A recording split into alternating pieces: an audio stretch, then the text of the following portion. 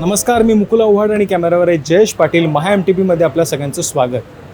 अखिल भारतीय मराठी नाट्य परिषदेच्या मध्यवर्ती मुंबई शाखेच्या माध्यमातून ज्येष्ठ नाटककार कैलासवासी गोविंद बल्लाळ देवळ यांच्या स्मृतीप्रित्यर्थ एका विशेष पुरस्कार सोहळ्याचं आयोजन आज माटुंग्याच्या यशवंतराव चव्हाण नाट्यसंकुलामध्ये आयोजित करण्यात आलेलं आहे. या सोहळ्याचं एक महत्त्वाचं वैशिष्ट्य म्हणजे मराठी रंगभूमीवरती मागच्या 4 ते 5 दशकांहून अधिक काळ ज्यांनी काम केलं अशा वेगवेगळ्या कलावंतांची आणि त्याचबरोबर आत्ताच्या घडीला मराठी रंगभूमीवरती वेगवेगळे प्रयोग करणाऱ्या कलावंतांची मांदियाळी आज या ठिकाणी जमलेली आहे. आपण त्यांच्याशी संवाद साधणार आहोत, हा पुरस्कार सोहळा अनुभवणार आहोत. चला तर मग. मराठी रंगभूमीवरील कलाकारांची मांदियाळी आज माटुंग्याच्या यशवंत नाट्य मंदिर येथे रंगल्याचं आपल्याला बघायला मिळत आहे. आपण आता संवाद साधणार आहोत अरुण नलवडे सरांशी. सर, आपलं महा MTPमध्ये खूप खूप स्वागत. सर, एका बाजूला नाट्य संगीत अकादमीचा पुरस्कार आणि आज नाट्य परिषदेच्या माध्यमातून आपला गौरव होते, काय भावना आहेत सर? खूप चांगल्या होण्यात, कारण अखिल भारतीय मराठी नाट्य परिषद ही आमची जननी आहे खरं म्हटलं तर.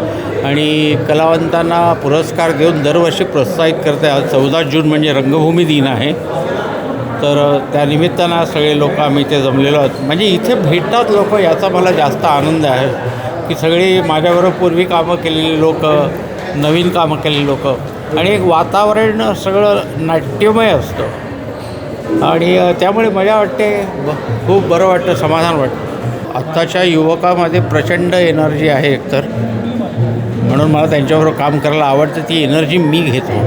ही एनर्जी साठवून ठेवा. ही तुम्हाला पुढे भरपूर करिअर करायचं आहे. घाईघाईत 10 कामं एकत्र आणून करू नका आणि जे काय कराल ते मनापासून करा, चांगलं निवडा आणि त्याच्याशी संबंधित वाचन करा. जगात आपल्या व्यतिरिक्तसुद्धा भरपूर काहीतरी आहे वाचायला, पाहायला. ते आणून पाहावं आणि पुढे जावं असं मला वाटतं. आज चांगल्या संहिता लिहायला किंवा खूप कष्ट तर लागतातच, पण त्या बाहेर यायला पण खूप वेळ लागतो. तर चांगल्या संहितेसाठी प्रयत्न करा लेखनाच्या माध्यमातून, असं मला त्याला सांगायचं आहे. मी सध्या पुण्याला असतो, तर या पुरस्कारासाठी मुद्दाम इकडे यायलाच हवं असं सांगितलं मला. आणि हा मध्यवर्ती शाखेचा आहे मराठी नाट्य परिषदेचा, त्याच्यामुळे खूप मानाचा आहे. त्याच्यामुळे हा येणं अगदी आवश्यकच होतं. नाही, हा फार मोठा सन्मान आहे आणि हा नाट्य परिषदेने दिलेला एवढा मोठा जीवनगौरव सन्मान, त्यामुळे फार आनंदाचा दिवस आहे आज माझ्यासाठी. आणि माझ्या सगळ्यात अतिशय आवडत्या सहकलाकारात बरोबर मला दिलं आहे, दिलीप बरोबर मला हा सन्मान दिला, याचा मला खूप आनंद आहे. काय मी मगाशी म्हटलं त्याप्रमाणे आम्ही दोघांनी एक नाटक आणि काय म्हणतात त्याला, सगळ्या त्यातल्या भावभावना, सुखदुःख त्या नाटकातली त्या कॅरेक्टरशी अनुभवली एकत्र. की ते नाटक होतं मतिमंद मुलगा पोटी जन्माला आलेल्या दाम्पत्याची. हे जयवंत दळवींचं नाटक आहे, नातीगोती. खूप त्यावेळेला गाजलं होतं. आम्हाला सगळे पुरस्कार मिळाले. म्हणजे best playwright, best direction, best actor, best actress सगळे आम्हाला मिळाले होते त्यावेळेला. नाट्यदर्पणचे पुरस्कार वगैरे ते खूप गाजलं नाटक. त्यावेळेला आम्ही एकत्र होतो. आमच्याकडे मोहन जोशी होता, अतुल पोरसेर होते, आता होतं अनफॉर्च्युनेटली आपण नाही आपल्यात. तर ते नाटक एकत्र सादर करणं हा एक फार मोठा अनुभव होता. त्याच्यामुळे तिला आणि आम्हाला एकत्र हा पुरस्कार मिळणं वेगळा योग आहे. फार वेगळा आणि सुंदर योग आहे. तर काय, रंगभूमीनेच समृद्ध केलं आहे आम्हाला, आमचं आयुष्य समृद्ध केलं आहे, जीणं सुंदर केलं आहे रंगभूमीने. त्यामुळे मी आज जी आहे ते माझं सगळं मी रंगभूमीलाच अर्पण करते. मला रंगभूमीलाच मला धन्यवाद करायला लागेल. आणि तिकडे तुम्हाला लगेच काय म्हणतात त्याला पुरावा मिळतो तुमचा परफॉर्मन्स परिणामकारक झाला आहे की नाही हे समोरच्या प्रेक्षकांकडून तुम्हाला लाईव्ह मिळतं. ते जे सिनेमात TV मिळत नाही. तर लोक कसं ते रिसीव्ह करतील, कसं स्वीकारतील तुम्हाला माहीत नसतं की तुम्ही त्यावेळेस हजर नसता. इथे तुम्हाला जिवंत प्रतिसाद मिळतो. तर ती जादू एक आहे नाटकाची. तुम्ही वाईट करताय, चांगलं करताय, बरं करताय, उत्तम करताय, हे लगेच कळतं तुम्हाला. नाही, असं मला नाही वाटत. दरवेळेला प्रत्येक भूमिका काहीतरी वेगळं आव्हान देते. त्याच्यामुळे आता असं मी अजूनपर्यंत मला ही करायची राहिली असं कधी म्हटलं नाही. मग ते आणि आपोआप अशा मिळतात. आता मला आता काय करत राहिले असं लोक म्हणत असताना मला दशावतारामधला बाबुली मिळाला. त्यात मला 8-9 अवतार करावे लागले, प्रत्येक अवतार वेगळा होता. त्याच्यामुळे असं अमुक एक राहिले असं नाही काही करत, ते आपोआप मिळतात. आणि मग तुम्ही दरवेळेला ती भूमिका मिळाली की मग खोलात जायचा प्रयत्न करता.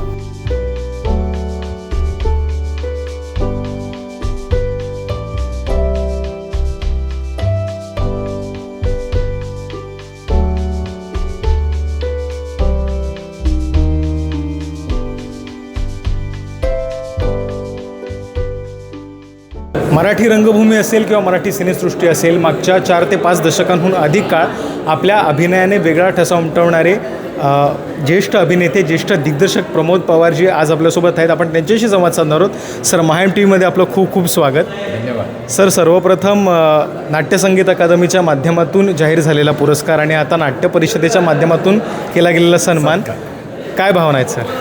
भावना अशी आहे की इथून मातृसंस्थेने प्रथम त्याची नोंद घेतली आणि संस्थेने माझा सत्कार केला. 4 लोकांच्यापर्यंत आणखीन पोहोचलो मी. खरं तर या कार्यक्रमाचं 14 जूनचं गेली 10 वर्ष मी स्वतः त्याचं संयोजन करायचो.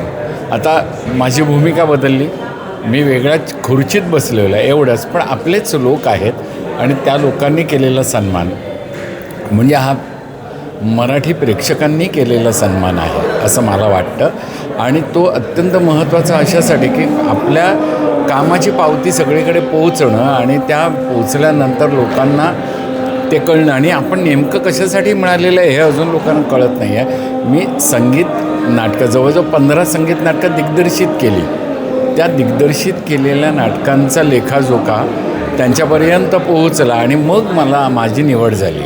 सर, मराठी रंगभूमीवरतीचे वेगवेगळे प्रयोग मागच्या काही काळापासून सुरू आहेत, त्याच्याकडे आपण कसं बघता? आणि एक साधारणपणे एक ज्येष्ठ कलाकार म्हणून हा एक प्रश्न नेहमीच विचारला जात असेल आपल्याला की पुढच्या सगळ्या वाटचालीकडे आपण कसं बघताय? मला हेवा वाटतो.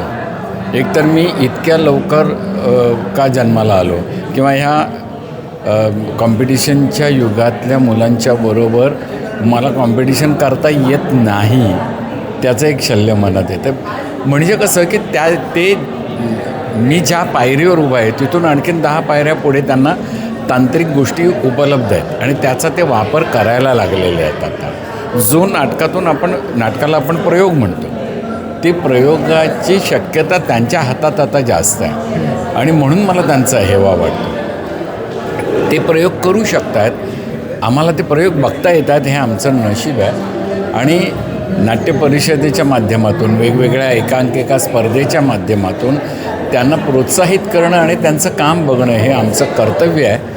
त्या कर्तव्य भावनेतून स्पर्धा आम्ही जातो स्पर्धेला आणि त्यांना उत्स्फूर्तपणे आपल्याला ज्या काही प्रतिक्रिया देता येतील त्याही देण्याचा प्रयत्न करतो आणि त्याहीपेक्षा जास्त महत्त्वाचं म्हणजे शिकण्याचा प्रयत्न करतो. कारण हे शिकणं हे केवळ नुसतं वाचणं, घरी बसून बघणं असं नाही आहे. ते तुम्हाला रंगमंचाचा एक भाग व्हावा लागतं, प्रेक्षकांचा एक भाग व्हावा लागतं आणि तो भाग झाल्यानंतरच तुम्हाला. मी नाटक बघायला बसलो ना, आता चुकून मी उशीर आलो म्हणून मला पहिल्या रांगेत बसवलं होतं, पण मी माझी 2री किंवा 3री रांग असते त्या रांगेतूनच मी नाटक बघतो. कारण त्या ह्याच्यामध्ये तुम्हाला त्या सगळ्याचा आनंद घेता आला पाहिजे. प्रेक्षकांच्या बरोबरीने त्या सगळ्याचा आनंद घेता आला तरच ते मनापासून नाटक बघितल्यासारखं होतं. आणि ते स्टेजवरून जरी माझ्याकडे बघत असले तरी तो जो गिव्ह अँड टेक असतो प्रेक्षकांचा आणि त्या कलाकाराचा, तो जास्त महत्त्वाचा असतो असं मला वाटतं. आणि हल्ली मला प्रेक्षक दिसत नाहीत, पण मला प्रेक्षकांचा श्वास निश्वास ऐकायला येत असतो आणि त्या ऐकण्यातूनच मी माझं कामाची पावती जोखत असतो.